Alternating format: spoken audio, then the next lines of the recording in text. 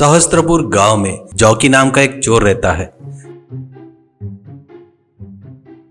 Jockey railway station से कुछ ही दूर पर जहां पर ट्रेन स्पीड पकड़ती है उस जगह पर खड़ा रहता था। अगर कोई ट्रेन के दरवाजे पर आकर फोन पर बात करते रहता है तो एक लकड़ी लेकर उसके हाथ पर मारकर वो मोबाइल गिराकर वो लेकर वहां से भाग जाता था। उसके बाद वो मोबाइल बेचकर उसमें से आधा पैसा रिश्वतखोर एसआई साधु को देता था।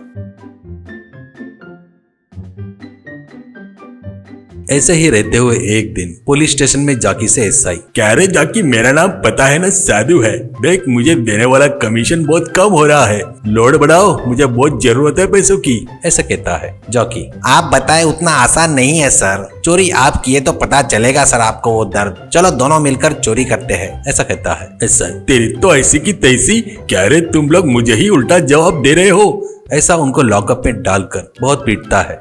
उसके बाद छूटकर आने के बाद जॉकी मोबाइल चोरी की स्पीड बढ़ाता है। साधु की मार बर्दाश्त नहीं कर पाने से ऐसे ही रहते हुए जॉकी के बारे में कंप्लेंट बहुत बढ़ते रहने से इस बात को डील करने के लिए झांसी बोलकर एक एसआई रेल पटरी की तरफ नजर रखना शुरू करती है। ऐसे नजर रखकर एक दिन जॉकी को रेड हैंडेड पकड़ती है। ऐसे जॉकी उसके पीछे साधु है करके सच बता देता है। इससे जॉकी को अरेस्ट करके झांसी साधु के पुलिस स्टेशन में लेकर जाती है। ले जाकर जॉकी बताए सो सच है या नहीं करके पूछती है तो साधु, ए झांसी, तू जैसी एसआई है ना, मैं भी वैसा ही एसआई हूँ। तुमको मुझे पूछने का अधिकार राइट्स नहीं है। मेरी सटकी ना इसी स्टेशन में आकर एसआई के ऊपर इल्जाम लगाए करके केस करूंगा। मैं केस किया तो तुझे कोई भी नहीं बचा सकता।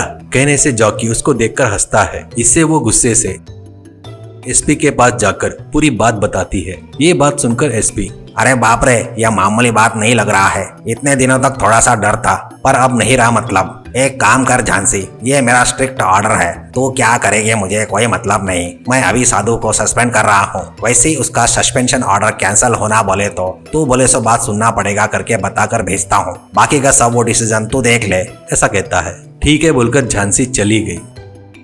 उसके बाद झांसी के पास साधु आता है। उसको देखकर झांसी, नमस्कार चोर एसआई जी, तुम्हारा सस्पेंशन कैंसिल होना बोले तो तुम रोज ट्रेन में कम से कम अपने असिस्टेंट से, वही जॉकी से 10 फोन घुमा देना। यानी तुम फोन पकड़े तो वो लाठी से उछलकर तुम्हारे हाथ पर मारेगा। वैसे मारते रहेगा तो तुमको भी पता चलेगा ना कि लोगों को कितना दर्द होता है करके। नहीं बोले तो तुम्हारी परमानेंटली नौकरी भी जाएगी, सोच लो। कहने से झांसी के कंडीशन को साधु मान लेता है। अगले दिन से साधु ट्रेन में फोन पकड़कर बात करते रहता है तो जॉकी लकड़ी से फोन को नीचे गिराना ऐसा उछलकर उसके हाथ पर मारना शुरू करता है। इससे एसपी फुल साधु को वार्निंग देकर भेज देता है। अब उसकी मार से साधु कभी गलती नहीं किया। जॉकी भी ट्रेन में मोबाइल चोरी करना छोड़कर खुद का काम अच्छे से करने लगता है।